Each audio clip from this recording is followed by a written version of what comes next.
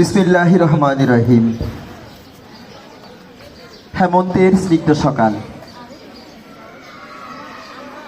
আপনাদের এত বিশাল উপস্থিতি, আমরা অনুপ্রাণিত হয়েছি, উৎসাহিত হয়েছি। ধন্যবাদ জানাচ্ছি এবং কৃতজ্ঞতা প্রকাশ করছি আপনাদের এই উপস্থিতির জন্য। আজকের এই অভিভাবক সমাবেশে সভাপতিত্ব করছেন আমাদের একটা স্বপ্ন, আলহাজ আব্দুল জলিল ট্রাস্ট করব আমরা। সেই ট্রাস্টের প্রস্তাবিত চেয়ারম্যান জনাব মহিউদ্দিন রুকন। আর আপনারা জানেন বা কি জানেন কিনা জানি না, এই প্রতিষ্ঠানের সভাপতি উপজেলা নির্বাহী অফিসার।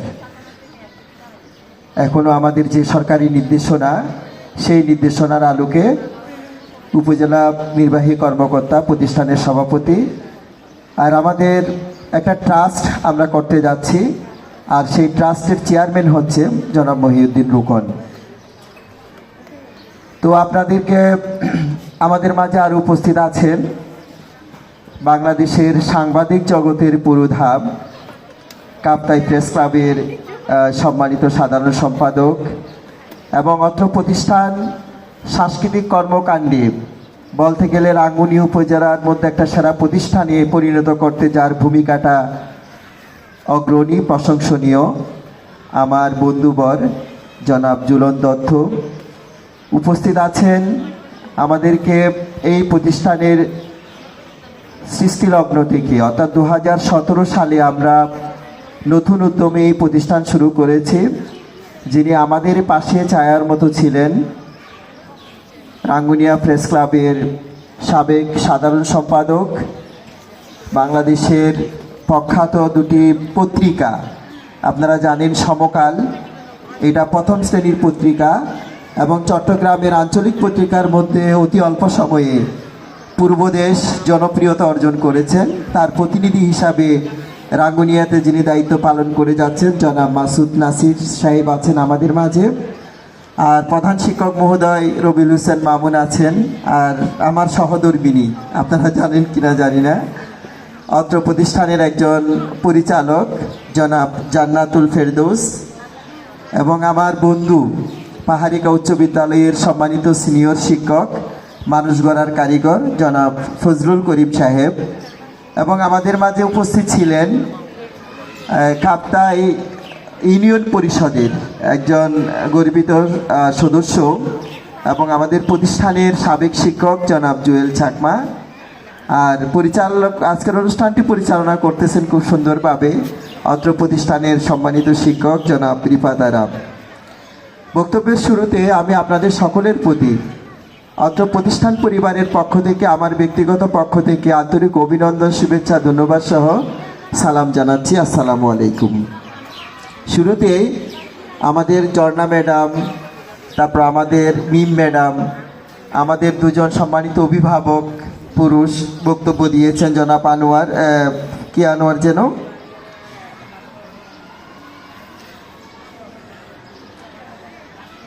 শাকের আনোয়ার সাহেব, ওনাদেরকে ধন্যবাদ জানাচ্ছি। প্রথমে আমি আমাদের ঝর্ণা ম্যাডাম যে কথাটা বলেছেন, স্কুলে আসার আগ্রহ, একটা প্রতিষ্ঠানের সফলতা সবসময় মনে করবেন আমি একজন প্রধান শিক্ষক, সেই দৃষ্টিকোণ থেকে আমার কথাগুলো বলবো। স্কুলে আসার আগ্রহ যতক্ষণ পর্যন্ত শিক্ষার্থীর মাঝে সৃষ্টি হবে না, ততক্ষণ পর্যন্ত ওই প্রতিষ্ঠান সফলতা অর্জন করতে পারবে না। এই যে আমাদের ম্যাডাম খুব সুন্দরভাবে বলেছেন, ওনার নাতি রাত্রে ঘুম যায় কখন সকাল হবে প্রতিষ্ঠানে আসার জন্য, এটি আমাদের সফলতা। আমরা যে পরিচালক পর্ষদ দীর্ঘ 10 বছর ধরে যে পরিশ্রম দিয়ে যাচ্ছি, আজকে আমাদের এই সেই পরিশ্রম সফল হলো এই অভিভাবকের মুখ থেকে এই কথাটা শুনে। আরেকজন কথা বলেছেন, আমাদের মিম ম্যাডাম বলেছেন যে পানি নিষ্কাশনের ব্যবস্থা। যেহেতু এই প্রতিষ্ঠানের সভাপতি ইউএনও স্যার জনাব কামরুল হাসান স্যার, ওনার কাছে আমাদের চেয়ারম্যান মহোদয় একটা আবেদন দিয়েছিলেন পানি নিষ্কাশনের ব্যবস্থাটা করার জন্য। তো উনি আমাদের মাসুদ নাসির স্যার বলেছেন, উনি সহযোগিতা করেছেন, উনি 2 ধাপে 10 লক্ষ টাকা বরাদ্দ দিয়েছেন। আবার মনে করবেন না এই প্রতিষ্ঠানকে দিয়েছে, প্রতিষ্ঠানকে না, এটা পানি নিষ্কাশনের জন্য ব্যবস্থা করার জন্য দিয়েছে। 2.5 লক্ষ টাকা পর্যন্ত প্রতিষ্ঠানে করতে পারে। এরপর যদি বেশি বরাদ্দ হয়, সরকারি বরাদ্দ আসে, তাহলে সেটা টেন্ডারের মাধ্যমে, কোটেশনের মাধ্যমে করতে হয়। তো এগুলো কোটেশনের মাধ্যমে হয়েছে, টেন্ডারের মাধ্যমে হয়েছে। 10 লক্ষ টাকার কাজ এখানে হয়েছে। আমরা আশা করি আগামী বর্ষা মৌসুমে পানি নিষ্কাশনটা সুন্দরভাবে হবে। তবে এখানে এটা একটা বিশাল সমস্যা, আমি যতটুকু বুঝেছি বা দেখেছি, বিশাল সমস্যা।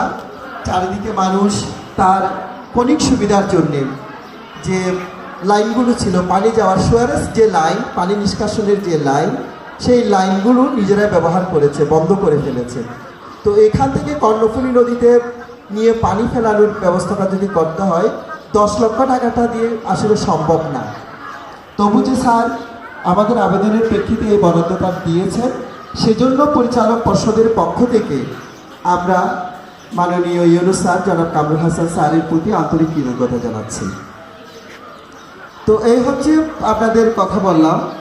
এবার একটু আমাদের কথা বলি। আমরা আপনাদেরকে শুরুতেই বলেছিলাম 2017 সালে যারা এখানে ছিলেন, আমি তো প্রতিষ্ঠা লগ্ন থেকে, যেহেতু আলহাজ জলিল কন্ডাক্টর সাহেবের আমি একমাত্র জামাই, জিয়ের জামাই, তো আমি এখানে সম্পৃক্ত ছিলাম, যেহেতু উনি আমাকে নিয়ে অনেক স্বপ্ন দেখেছেন।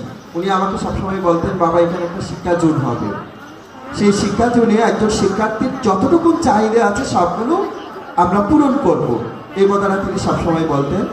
উনি প্রতিষ্ঠানটাকে আবাসিক প্রতিষ্ঠানে রূপান্তরিত করার জন্য চেষ্টা চালিয়েছিলেন, বিভিন্ন কারণে আমরা সেটা করতে পারিনি। তবে আমাদের একটা প্লাস পয়েন্ট হচ্ছে, আমাদের এই প্রতিষ্ঠানটা এমন একটি জায়গায় অবস্থিত, একদিকে পাহাড় আর একদিকে সমতল। আর এখানে আশেপাশে অনেক স্কুল আছে, প্রাইমারি স্কুল আছে, হাই স্কুল আছে। তো এত কিছু থাকা সত্ত্বেও আমরা প্রাইমারিটাও সরকারি অনুমোদন প্রাপ্ত, উচ্চ বিদ্যালয় যেটা আছে সেটাও সরকারি অনুমোদন প্রাপ্ত। আমরা 2টা সেকশন কিন্তু সরকারি অনুমোদন এনেছি। তো এটা আনার পিছনে প্রধান যে কারণ, সে কারণটা হচ্ছে আশেপাশে কোনো মানসম্মত প্রতিষ্ঠান নাই। মন্ত্রণালয়ে চিন্তা করেছে যে এখানে যদি এই প্রতিষ্ঠানটা হয়, পাহাড়ি যারা আছে তারাও সুবিধা পাবে, সমতলে যারা আছে তারাও সুবিধা পাবে। আর আমাদের সরকার তো পাহাড়িদেরকে অনগ্রসর হিসাবে এখনো পর্যন্ত বিবেচনা করে। তবে এখন তারা অনগ্রসর নয়, আমাদের যে অগ্রসর। আমি যে বাসাতে থাকি, সেই বাসার সামনে একটা গার্মেন্টস ফ্যাক্টরি আছে। যখন গার্মেন্টস ফ্যাক্টরি ছুটি হয়, আমি দেখি প্রচুর পরিমাণে চাকমা মারমা মেয়েরা সেই প্রতিষ্ঠান থেকে নেমে আসে। এটা আমাকে কিন্তু একজন শিক্ষক হিসাবে আমাকে উদ্বুদ্ধ করে যে আমাদের পাহাড়ি ছেলে মেয়েরা, অভিভাবকরা এভাবে যে সামনের দিকে এগিয়ে যাচ্ছে, এটা আমাদের দেশের অর্থনৈতিক উন্নয়নের জন্য একটা ভূমিকা রাখছে। আর এখানেও দেখা যাচ্ছে অনেক পাহাড়ে সরকার যে চিন্তা করে আমাদেরকে অনুমতি দিয়েছে, আসলে সেই অনুমতিটা প্রাপ্তিটা একদম গৌরবান্বিত হয়েছে। এখানে অধিকাংশ অভিভাবক দেখা যাচ্ছে যারা পাহাড়ে অবস্থান করেন। তো আপনাদের জন্য আমরা আরো সুন্দর সুন্দর প্রকল্প নিয়ে 2026 সালটা শুরু করতে যাচ্ছি। একজন শিক্ষার্থী বা একজন অভিভাবককে প্রতিষ্ঠা লাভ করতে হলে তাকে ইংরেজি ভাষার দক্ষতাটা অর্জন করতে হবে। কারণ আপনারা সবাই জানেন ইংরেজি হচ্ছে একটি আন্তর্জাতিক ভাষা। বাংলাদেশে আমরা যেন তেরোভাবে বাংলা বলে আমাদের পার হয়ে যেতে পারি, কিন্তু যখনই আমি বর্ডার ক্রস করব তখন সেখানে বাংলা ভাষা প্রযোজ্য নয়, তাকে ইংরেজি ভাষা জানতে হবে। আর বাংলাদেশের মধ্যে দ্বিতীয় রাষ্ট্রীয় ভাষা যেটাকে বলে, অর্থাৎ সেকেন্ড ল্যাঙ্গুয়েজ, ফার্স্ট ল্যাঙ্গুয়েজ বাংলা আর সেকেন্ড ল্যাঙ্গুয়েজটা হচ্ছে ইংরেজি। তো এই ইংরেজি ভাষায় দক্ষতা অর্জন করার জন্য আমরা আপনাদের ছেলে মেয়েদেরকে একটা স্পোকেন ইংলিশ বলে যেটাকে, যে সে আমাদের ভিতরে একটা ভীতি আছে যে গ্রামার না জানলে সে ইংরেজি বলতে পারবে না, ইংরেজি পড়তে পারবে না। এটা হচ্ছে গ্রামারের একটা ভীতি আমাদের প্রজন্মের মাঝে ঢুকিয়ে দেয়া। আমরা যারা শিক্ষক আছি, ইংরেজি শিক্ষক আছি, তাদের রুটি রুজির ব্যবস্থা করার জন্য, প্রাইভেট পড়ানোর জন্য আমরা বলি যে গ্রামার পড়তে হবে, গ্রামার পড়তে হবে। না, এখানে গ্রামারের কোনো আছে, প্রয়োজনীয়তা আছে, যেহেতু সেটা দ্বিতীয় ভাষা। যে আমরা বাংলা ভাষায় যে কথা বলি, আমরা কি চিন্তা করি এটা গ্রামারের কোন ফর্মে পড়ছে, এখানে ভারত কোনটা, এখানে ক্রিয়া কোনটা, এখানে নাউন কোনটা, প্রনাউন কোনটা? আমরা বাংলা ভাষা যখন বলি তখন আমরা কি সেটা চিন্তা করি? মোটেও করি না।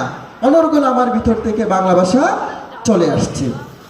ঠিক ইংরেজরা যখন কথা বলে, ইংরেজিতে যখন তারা কথা বলে তখন তারা গ্রামার চিন্তা করে না, তারা পরিস্থিতির আলোকে যখন যেভাবে বলা দরকার সেভাবেই বলে। তো আমরা চাচ্ছি যে আমাদের এখানে যে ছেলে মেয়েরা আপনারা দেবেন, তাদেরকে শুধু একদিক দিয়ে আমরা সামনের দিকে এগিয়ে নিয়ে যেতে চাই না, তাদের ভিতরে বহুবিধ প্রতিভা থাকতে হবে। আর এখন হচ্ছে কম্পিটিটিভ ওয়ার্ল্ড, চারিদিকে শুধু প্রতিযোগিতা আর প্রতিযোগিতা। আরও সবচেয়ে গুরুত্বপূর্ণ হচ্ছে এখন এআই এর যুগ, আর্টিফিশিয়াল ইন্টেলিজেন্সের যুগ। আমার বুদ্ধির সাথে এখন কথা হবে টেকনিক্যাল বুদ্ধির সাথে।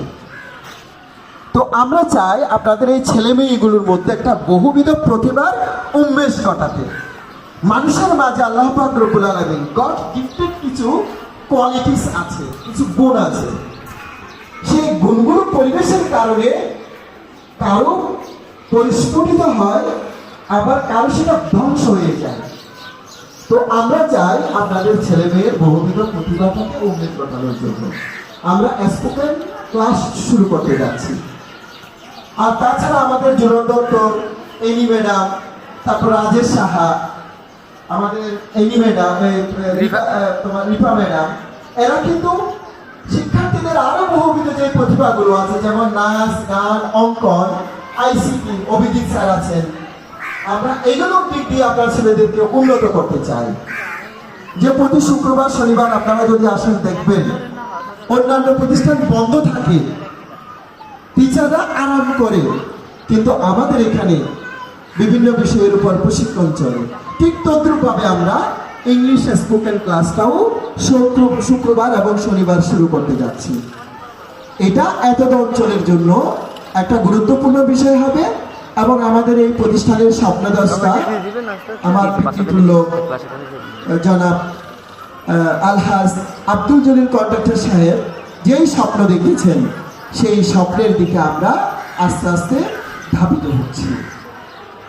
আমাদের মাঝে কথা হয়েছে, আমাদের আশেপাশে অনেক অট্টালিকা আমরা দেখতে পাচ্ছি এবং এই বিল্ডিংয়ের যে 5 তলায় আমরা যে রুম করেছি, আমাদের একটা স্বপ্ন ছিল আমরা এটাকে আবাসিক করব। আবাসিকের একটা চিন্তাধারা আছে, যেমন দূর দূরান্ত থেকে মানুষজন আসা যাওয়া করাটা, যে আমাদের মাসুদ নাসির স্যার বলেছেন এখানে অনেক পাহাড়ি অঞ্চল আছে, পাহাড় থেকে আসা যাওয়াটা অনেক সময় আল্লাহ না করে বিভিন্ন দুর্ঘটনা হতে পারে, কারণ আমাদের বাংলাদেশের দুর্ঘটনা হচ্ছে নিত্য নৈমিত্তিক একটা বিষয়। তো আমরা তাদেরকে এখানে রেখে লেখাপড়া করাতে চাই। আমরা আবাসিক শুরু করার জন্য একটা পরিকল্পনা হাতে নিয়েছি। আমরা আরও বিস্তারিত এটা নিয়ে পরিকল্পনা করে আমরা আপনাদের সামনে উপস্থাপন করব। আপনারা যদি আমাদেরকে সহযোগিতা করেন আমরা আবাসিকটা চালু করে দেব। তারপর তৃতীয়ত, এখানে বর্তমান যুগটা হচ্ছে প্রযুক্তির যুগ। টেকনিক্যাল বেসড নলেজ এখন দরকার। টেকনিক্যাল বেসড নলেজটাকে যাতে সম্প্রসারণ করা যায় আমরা সেটাও নিয়ে চিন্তা করতেছি। আমরা ইতিমধ্যে টেকনিক্যাল যে বোর্ড আছে সেই বোর্ডের সাথে কথা বলেছি। তারা আমাদেরকে অষ্টম এবং নবম শ্রেণীতে ভোকেশনাল কোর্স চালু করতে পারবো বলে মৌখিক সম্মতি দিয়েছে। আমাদের একটা আবেদনের দরকার হবে। আর আমরা রিফতারার মতো আরও শিক্ষক সৃষ্টি করতে চাই, যে প্রতিটি প্রতিষ্ঠানে এখন চারুকারু কলা বিষয়ের শিক্ষক আছে, পদ আছে, কিন্তু শিক্ষক নাই। তো আমরা চাচ্ছি এই সেই টেকনিক্যাল নলেজটাও আমরা এখানে নিয়ে আসব, যে আমরা যারা ডিগ্রি পাস করবে তাদের 6 মাস মেয়াদি চারুকারুকলার উপর একটা প্রশিক্ষণ আছে। ওই প্রশিক্ষণটা নিয়ে পরীক্ষার মাধ্যমে সার্টিফিকেট যদি নেওয়া যায়, মাধ্যমিক প্রতিষ্ঠান যেগুলো আছে সেখানে চারুকারুকলা বিষয়ের যে শিক্ষক, সেই শিক্ষককে তারা আবেদন করতে পারবেন। এই বিষয়গুলো আমাদের নলেজের মধ্যে আছে। আপনারা একটু চিন্তা করেন তো, এখানে আমাদের কি স্বার্থ?